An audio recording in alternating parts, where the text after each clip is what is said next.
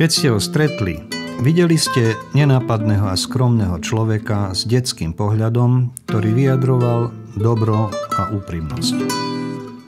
Chodil vždy rezkým krokom, ale pritom si dobre všímal dianie okolo seba.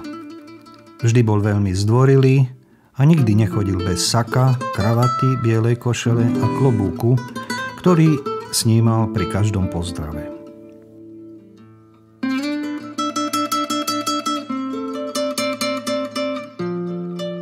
Fotoaparát mal stále pri sebe. Vždy pripravený na ďalší záber, ktorý ho zaujal. Mal svojské videnie sveta, možno trochu romantické. Neočakával veľkú pozornosť ani poklonky, ale vyžadoval dôstojnosť. Viem, že nechcel počuť zlé správy a nevyjadroval sa nikdy negatívne o nikom a o ničom.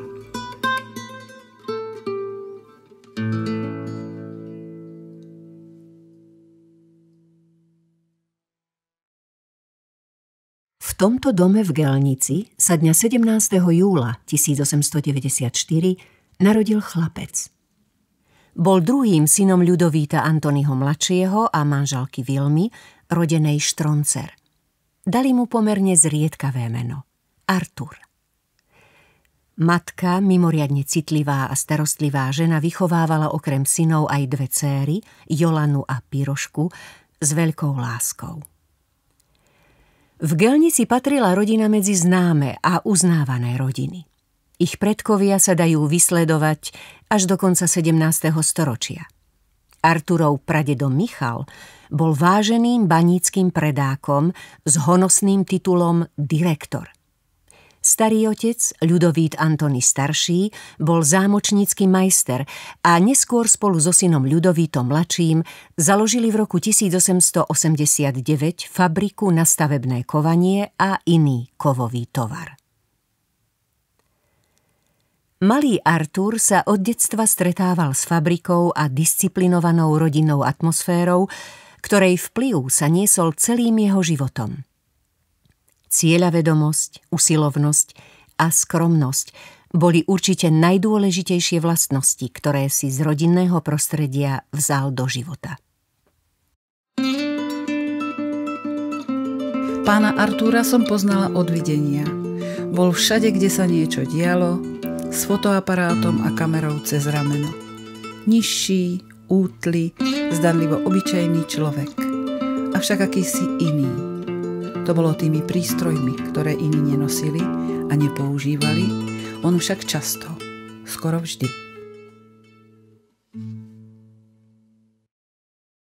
Základnú ľudovú školu absolvoval v rokoch 1900 až 1904 v rodnej Gelnici, kedy už bola badateľná jeho zručnosť a vzťah ku kresleniu. Gymnázium navštevoval v Prešove.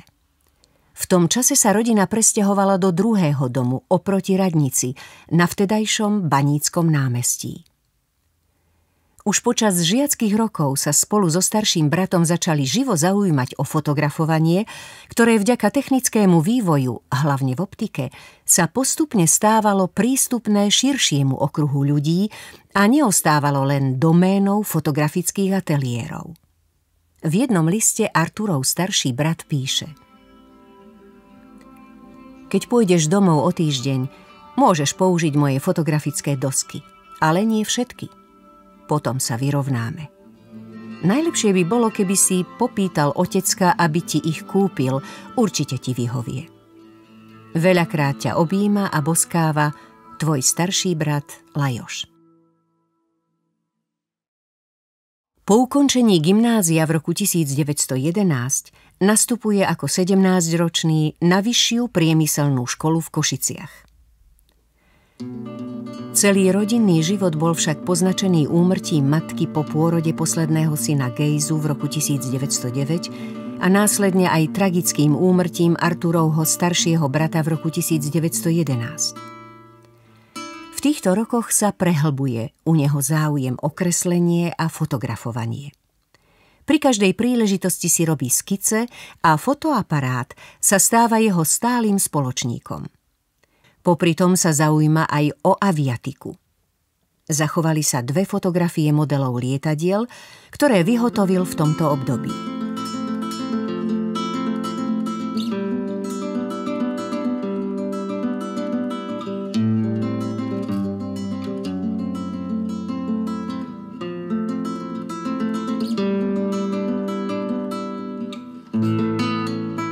V roku 1913 končí vyššiu priemyselnú školu v Košiciach. Zachovávajúc rodinnú tradíciu, ale aj ducha svojej doby, sa po skončení školy vydáva s otcovou pomocou do sveta. Na prax sa vybral do Norimbergu a Bonnu, kde mal už vtedy jeho otec veľmi dobré obchodné kontakty s nemeckými strojárenskými firmami. Praxoval aj v Porínii, v meste Hahn, vo firme Franz Berenberg, ktorej majiteľ bol veľmi dobrý známy jeho otca Ľudovíta Antonyho mladšieho. Vo svojich voľných chvíľach zachytáva aj tamojšie zaujímavosti, napríklad ukážkový let Peugeota na vlastnom lietadle v Kolíne nad Rínom v roku 1913 alebo spevácky festival v Norimbergu. Po návrate domov začína pracovať v rodinnej firme, ktorá sa sľubne rozvíja a stáva sa významnou firmou vo svojom odbore v Rakúsko-Uhorskej monarchii. Toto obdobie opisuje svojej sestre. Moje povolanie, každodenná práca doma vo fabrike.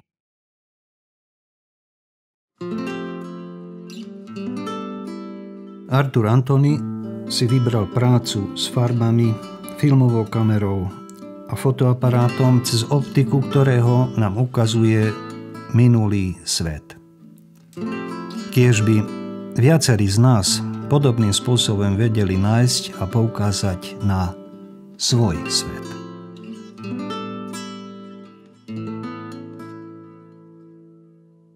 Po vypuknutí Prvej svetovej vojny ho povolali do 13. poľného vojenského zväzu Cisárskej kráľovskej infantérie Wilhelma I.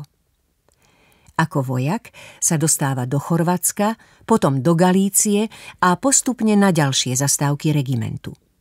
Pritom stále fotí a skicuje, kreslí. V roku 1915 v jednom z krátkych listov z Galície, kde práve ich pluk táboril, píše: Prosím, pošlite mi balíček s jedlom, lebo strava je veľmi zlá. Ale neposielajte jeden veľký balík, ale viac malých, lebo potom, keď je veľký, veľa musím rozdať, alebo mi ho rozoberú. Môže byť v ňom klobása, čokoláda, slanina a iné. Koncom roka 1915 ho po prechladení a silnom zápale pľúc odvelia do poľného lazaretu a od začiatku roka 1916 sa lieči z pľúcnych chorôb v sanatóriu v Tatranskej Polianke. Aký je osud nevyspytateľný? Je dosť možné, že mu vážna choroba zachránila život, pretože bol dlhodobo chorý až do konca Prvej svetovej vojny. Pohyb v Tatrách bol preňho aj príležitosťou na intenzívne fotenie a kreslenie. V jeho pozostalosti sa našli 4 albumy fotografií tatranskej prírody, priateľov pacientov a liečebného personálu.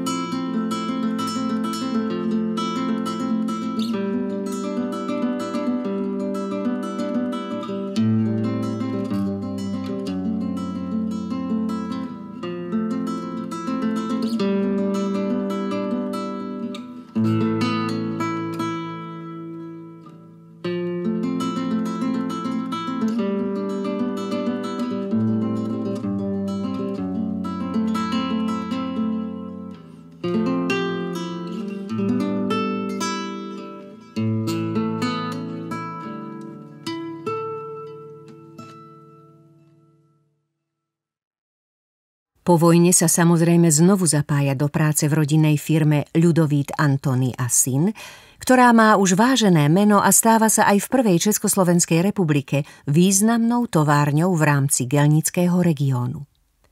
Pracuje ako hlavný konštruktér, ale aj ako koordinátor celého technického vybavenia firmy. Jeho citlivosť a talent sa prejaví aj v oblasti hudby. Naučí sa sám hrať na gitare a mandolíne. Zapája sa do kultúrneho a športového života v Gelnici ako člen hnileckej pobočky Karpatského turistického spolku. Spriatelí sa s učiteľmi kreslenia v Gelnici, Rafaelom Longinom a Emilom Alexaj Oleksákom. Pod ich vedením robí výrazný pokrok v kresbe aj maľbe. V rámci záujmového krúžku výtvarníkov patrí medzi najlepších, čo je zrejmé aj zo spoločnej výstavy v roku 1920 v Gelnici.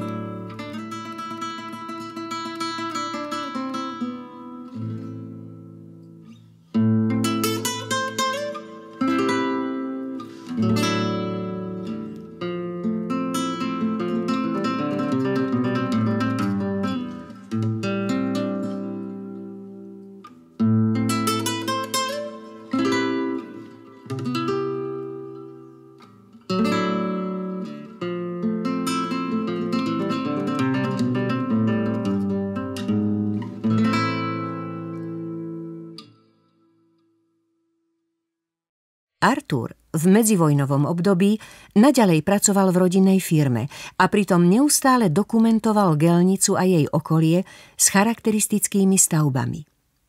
Odzrkadľuje sa tu jeho veľká láska k prírode, k rodnému kraju a zdravý lokálpatriotizmus, taký typický pre rodákov zo Spiša. V 30. rokoch minulého storočia sa začínajú objavovať prvé kamery na 8 mm film, ktoré rozširujú a zatraktívňujú vizuálny vnem fotografov. Pohyb obrazu dodáva divákovi pocit plynutia času. Zadovážil si takúto kameru a začal zachytávať život gelnických ľudí, rodinné stretnutia a výlety na rôzne miesta ako Sivec, Folkmárska skala, Slovenský raj a iné. Moje spomienky sú také detské spomienky. Artur Báči, taký v princípe elegantný človečik, ktorý vždy mal fotoaparát alebo filmovaciu kameru, teda väčšinou, keď som ho ja stretával, lebo väčšinou sme sa stretávali pri nejakých takých rodinných príležitostiach a on tam vždy fungoval trošku ako taký dokumentarista. A toto je jedna z jeho najpodstatnejších vlastností. Treba si uvedomiť, že je to človek, ktorý v podstate dokumentoval život, udalosti, architektúru Gelnice. A toto je asi tá najväčšia devíza, ktorú by si teda Gelničania mali veľmi vážiť. Človek dennodenne chodí po meste a po ulici, kde býva, a tak sa mu pohľady na domy, známych a okolie postupne stanú všedné, fádne až nudné. Áno, pozerať sa a vidieť je rozdiel. Artur Antony naozaj videl. Videl cez optiku svojho fotoaparátu a svojej kamery detaily a pohľady, ktoré si možno ani nevšímame. Dnes môžeme akoby jeho očami sledovať a vidieť Gelnicu, aká bola pred viacerými desaťročiami, a porovnávať ju s tou súčasnou. Okrem spoločenských aktivít sa stále venoval foteniu. Zriedka kedy vychádzal z domu bez fotoaparátu. Dokumentoval rôzne zákutia, detaily ulic, ľudí a prírodu takmer v pravidelnom časovom slede, čím vytvoril zaujímavý pohľad na Gelnicu v časovom rozpätí asi 50 rokov. Zo všetkých jeho fotografií a filmov cítiť jeho veľkú lásku k rodnému kraju. Citlivé a romantizujúce zachytenie vonkajšieho sveta a v neposlednom rade úctyhodnú remeselnú zručnosť pri spracovaní.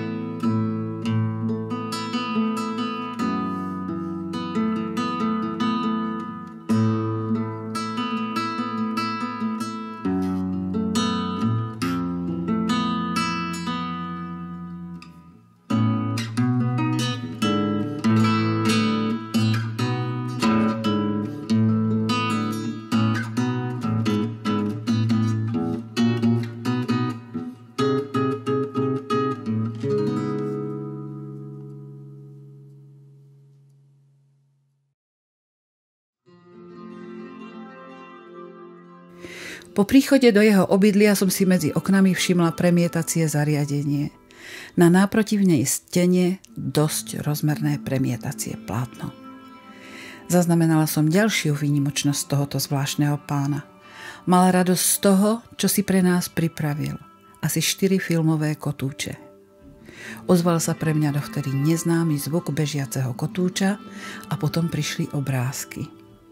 Videla som svojich príbuzných i rodičov o polovicu mladších, trhy a obchody na hlavnej ulici, ruch lesného a vodného hospodárstva, výstavby mesta, bezpočet drobných remeselníkov pri práci, turzovské kúpele v sezóne, cirkevné slávnosti, udalosti mesta, športové zápolenia, gelnicu vo všetkých ročných obdobiach i krst jehovistov v Hnilci a mnoho ďalšieho. Kvalitné zábery i príbehové zostrihy filmov. Ani neviem, ako uplynul čas.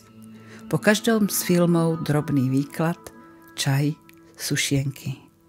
Odniesla som si predstavu množstva ľudí, usmiatých i napriek tvrdej práci, ktorú chcel pán Artur zaznamenať, pretože sa usmievali večnosti. Ale to vtedy vedel iba on sám.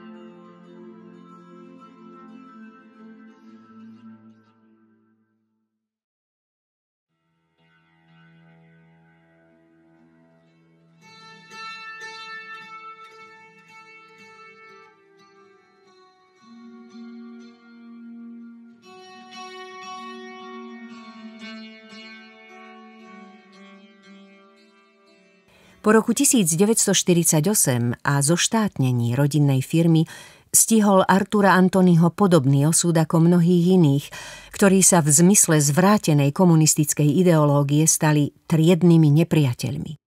Do roku 1954 pracoval ako skladník a kurič v Prakovciach. Vedelo sa všeobecne o Arturovej veľkej láske k umeniu a najmä k fotografovaniu, ale v tých časoch o to nikto nejavil záujem. Bolo to skôr vnímané a tolerované ako nejaký prejav staromládeneckého čudáctva. Vzácnou výnimkou v tomto prostredí bol môj otec advokát Štefan Pástor, veľký milovník gelnice a jej histórie, pre ktorého boli Arturové zábery hotovým zázrakom a výnimočným pokladom. Napriek tomu, že aj my sme vyrastali v relatívne skromných podmienkach, niekedy na prelome 50. a 60. rokov minulého storočia sa môj otec rozhodol, že kúpi od Artura väčšie množstvo fotografií o gelnici a jej okolí. Podotýkam, že okrem zberateľského impulzu bola pre môjho otca podnetom aj Arturova mimoriadne zlá finančná situácia, ktorej sa ako bývalý spolumajiteľ fabriky v období socializmu klasifikovaný ako nepriateľ ľudu nachádzal.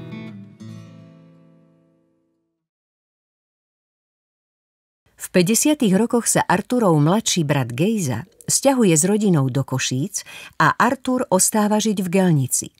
Rodina ho často navštevuje a deti trávia prázdniny v jeho kráľovstve. Jeho synovec Andrej si na to dobre pamätá.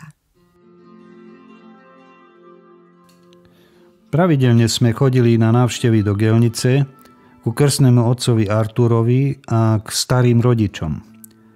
Taktiež cez prázdniny sme boli celý čas v Gelnici a vždy sme sa s mladším bratom tešili na večerné premietania filmov. Boli to rodinné filmy, ale aj krátkometrážne, prírodopisné, komerčné nemé filmy. Na jeden si zvlášť pamätám, pretože nám deťom to musel strýko veľakrát premietať. Bol to film o tom, ako indický maharadža ide loviť tigra. V 50. a 60. rokoch sa Artur Antony venoval väčšinou foteniu a filmovaniu rodiny. Doba bola poznačená ideologicky diktovanou deformáciou a pseudoslobodou, zvlášť pre ľudí označených ako triedny nepriateľ to bolo ťažké. Pravdepodobne preto sa menej ukazoval a fotil na verejnosti, aby nevzbudzoval pozornosť. Ako decko som bol priamym účastníkom a ustrachaným svedkom toho, ako potom, čo mňa s bratom strýko vyfotografoval na Žakarovskej železničnej stanici, K nám po nastúpení do vlaku pribehol zúrivo dôležitý sprievodca a vytrhol mu film z fotoaparátu. Bolo to v roku 1956.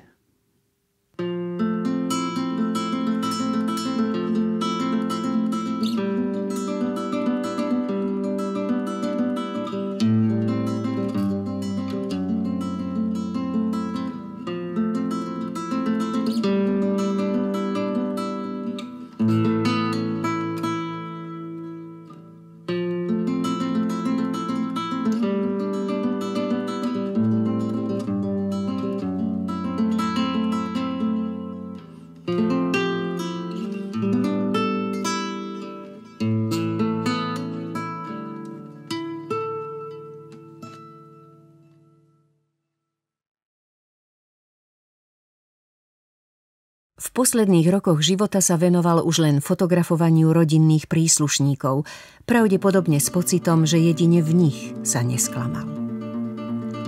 Zomrel v Gelnici, v dome v strede mesta, pod dohľadom sochy modliaceho sa baníka dňa 7.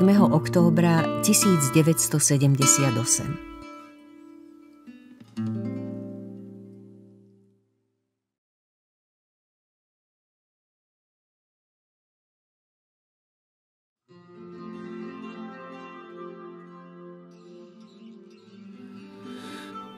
Pomerne ťažko hľadám vhodné slová k pocitom, ktoré prežívam pri spomienke na môjho krstného otca Artura. Patril medzi ľudí, ktorí mali na mňa veľký vplyv. Pamätám sa, ledva som chodil a po štvornožky som liezol k nemu cez 4 schody, ktoré viedli do jeho izby. Vzal si ma na kolena a spolu sme kreslili. Aj vďaka nemu sa vo mne napriek technickému vzdelaniu a povolaniu nesie celým mojim životom ako žeravá niť vzťah k umeniu vôbec, ale hlavne k výtvarnému umeniu. Nás s bratom mal veľmi rád. Možno ako bezdetný starý mládenec videl v nás trochu vlastné deti. Keď privriem oči a časovým strojom sa vrátim späť o 50-60 rokov, neviem sa ubrániť dojatiu, keď mi hovorí: Andriška, moje zlato, moje zlato.